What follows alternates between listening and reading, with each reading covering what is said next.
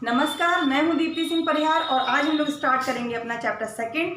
आपने डॉक्टर वासुदेव शरण अग्रवाल जी के बारे में लिख लिया होगा, अगर नहीं लिखा है तो आप लिख लेंगे अपनी बुक से। और संस्कृति का स्वरूप जो कि मैंने सारा आपको लिखवा दिया है, समझा भी दिया है। तो आज हम लोग क्वेश्चन आंसर कवर करेंगे। क्वेश्चन फर्स्ट है, संस्कृति से लेखक का क्या आशय है। संस्कृति से लेखक का क्या आशय से मतलब है कि क्या समझते हैं आपकी संस्कृति से, क्या मतलब समझते हैं वो लेखक और वो हमें क्या समझाना चाहते हैं। आंसर रखेंगे, संस्कृति से लेखक का आशय जीवन की पूर्णता से है, क्योंकि संस्कृति मानव के भूत, वर्तमान और भविष्य का सर्वांग पूर्ण प्रकार का है। यह वास्तव में बतलाती है कि हमारे जीवन का क्या ढंग है। इस प्रकार हमारे जीवन का ढंग ही हमारी संस्कृति, हम कैसे रहते हैं, हमारा रहन सहन क्या है, हम लोग किस तरह से बिहेव करते हैं, हम लोग की जो दिनचर्या है वो क्या है, संस्कृति इसको ही कहते हैं। इससे मतलब ये हो जाता है जीवन का सार। जीवन का सार से मतलब हम लोग ने जन्म लिया है तो हमारा कोई उद्देश्य होना चाहिए। हम लोग को कैसे, क्यों, कोई उद्देश्य बनाकर क्यों रखना चाहिए कि हम लोग ऐसी कोई बातें, सपोज किसी ने अगर कह दिया कि आपको सुबह उठना है, ये काम करने और ऐसा करना है, तो डेली आपका तो दिमाग ब्लॉक हो गया। कैसे हो गया कि आप नया कुछ नहीं सीखेंगे। कैसे आपको बस ये हो गया कि मुझे तो यही वाला काम करना है जो मेरे टीचर ने कह दिया, मुझे ये काम करना है जो मेरे पेरेंट्स ने कह दिया। तो हम लोग बिल्कुल रट्टू तोता वाला काम करेंगे और वही काम करते रहेंगे डेली, लेकिन हम अपना दिमाग यूज़ नहीं करेंगे। तो सपोज अगर कोई नया काम आपको लगता है करना चाहिए, तो यहाँ पे हम लोग अपना मॉडिफाई करते हैं, हम लोग सोचते हैं ये सही भी है या गलत है। सपोज मैंने आपसे कहा कि लिखिए, 2 पेज राइटिंग लिखनी है, तो कहीं से भी आप लिख रहे हैं, लेकिन आप केवल लिखने के लिए अगर लिख रहे हैं तो काम नहीं बनेगा।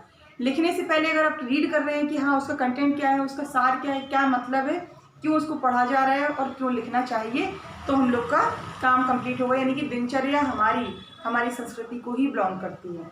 व्यक्ति का जीवन कब ढलने लगता है। ध्यान रखिए, क्वेश्चन बहुत शानदार हैं, इनको अगर आप तरीके से समझेंगे तो आपको बहुत अच्छी नॉलेज मिलेगी। उत्तर में लिखा है, व्यक्ति का जीवन तब ढलना प्रारंभ हो जाता है जब वह अपनी अवहेलना करना स्टार्ट कर देता है, क्योंकि लगातार गतिवान रहना मनुष्य की उन्नति के लिए आवश्यक है। गतिमान से मतलब वहीं पे अगर हम लोग सपोज अगर कोई इंसान गाड़ी ही चलाता है, अगर गाड़ी चलाता है वो अगर 20 घंटे भी गाड़ी चलाता है तो उसका एक ही दिमाग है, बस गाड़ी चलाना। उसके अलावा वो नया सीख रहा है। रोज हमें कम से कम एक लाइन, एक वर्ड नया सीखना चाहिए। अतः जब व्यक्ति गतिशील नहीं रहता है तब उसमें ठहराव आ जाता है, और ठहराव आते ही मनुष्य का जीवन ढलने लगता है। तो जैसे नरेंद्र मोदी जी का कल बर्थडे था, तो वो 17 ईयर्स के बताए गए हैं, 70 साल के हो चुके हैं, लेकिन क्या कोई उन्हें कहेगा कि उतनी एज के हमारे घर में अगर परिवार में कोई है तो वो बूढ़ा कहलाता है। क्या नरेंद्र मोदी बूढ़े कहलाते हैं? नहीं कहलाते। इसका मतलब क्या, गतिशील होना या कर्मशील होना ही हम लोगों को आगे बढ़ने देता है।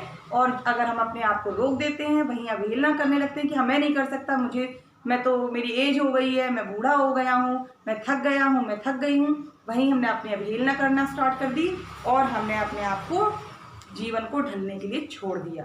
क्वेश्चन नंबर 3, हमें दुराग्रह क्यों छोड़ देना चाहिए। दुराग्रह से मतलब कि देखिए, सपोज मेरे कुछ व्यूज़ हैं, अगर मैं अपने व्यूज़ को, मैं अपने विचारों को सही साबित करना चाहती हूँ, मैं कहूँगी मेरे विचार सही हैं, आपको ऐसा करना चाहिए, मैं तमाम लेक्चर दूँ, लेकिन अगर मैं ऐसा बोले तो क्या आपके विचार सही नहीं होंगे। तो हमें हम अपने विचारों को सही मानते हैं तो दूसरे विचारों की भी उतनी ही आदर करना चाहिए। जैसे आंसर दिया है, जिस प्रकार एक मनुष्य अपने मत अर्थात विचार को पक्का व सच्चा समझता है, उसी प्रकार दूसरे का मत भी पक्का और सच्चा हो सकता है। दोनों में से किसकी बात मानी जाए। इसलिए हमें दुराग्रह को छोड़कर प्रत्येक वस्तु की परीक्षा की कसौटी पर कसना चाहिए, क्योंकि दुराग्रह से सत्य असत्य की वास्तविकता का पता नहीं चलता। दुराग्रह कर लेंगे तो हम अच्छा बुरा नहीं पहचान पाएंगे, हम अपना ही अच्छा बोलेंगे।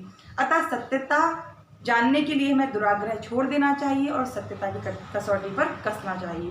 क्वेश्चन नंबर 4, भूतकालीन साहित्य से हमें क्या ग्रहण करना चाहिए। मतलब प्राचीन जो साहित्य उससे हमें क्या ग्रहण करना चाहिए। आंसर बताते हैं, भूतकालीन साहित्य से हमें आत्म त्याग और मानव सेवा का आदर्श ग्रहण करना चाहिए, क्योंकि संपूर्ण विश्व में भारत की आज जो महत्ता है वह उसके आत्मत्याग और मानव सेवा का ही कारण है। इसलिए भूतकाल की रूढ़ियों का त्याग कर देना चाहिए तथा भूतकाल की प्रेरक और चैतन्यता प्रदान करने वाली बातों को स्वीकार करना चाहिए। देखिए, ध्यान रखिए, रूढ़ियों का त्याग करना चाहिए, मतलब रूढ़िवादी जो परंपराएं, जो गलत परंपराएं चली आ रही थी उनको हमें रिमूव करते जाना चाहिए, छोड़ देना चाहिए। और जो रियल में बहुत अच्छी सेवा का भाव होना चाहिए, दूसरों का आदर करना चाहिए।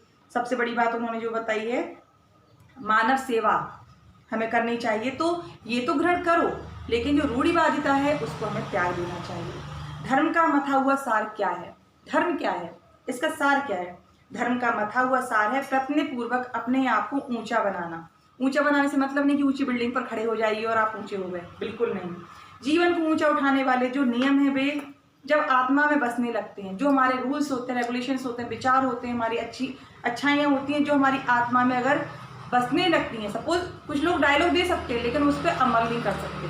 हम लोग बहुत सारी किताबें पढ़ते हैं अगर लेकिन फॉलो नहीं करें तो कोई काम करें। जैसे मैं बार बार समझाती हूँ कि एक पंडित हो या फिर कोई भी इंसान है, वो बहुत सारी तैरने की किताबें पढ़ता रहता है लेकिन उसको रियल प्रैक्टिकली नहीं सीखता है, तो वो तैरना नहीं जानता है। और एक तैराक छोटा सा बच्चा, गांव का बच्चा, तालाब में रोज वो नहाता कूदता है, उसे तैरना आता है और जब उसे जरूरत पड़ी तो किसी की भी जान बचा सकता है। और वो जो पढ़ने वाला हजारों किताबें पढ़ के रखी थी उसका कोई यूज नहीं हुआ। तो क्या बताया कि आत्मा में बसना चाहिए, तभी धर्म का सच्चा प्रारंभ समझना चाहिए।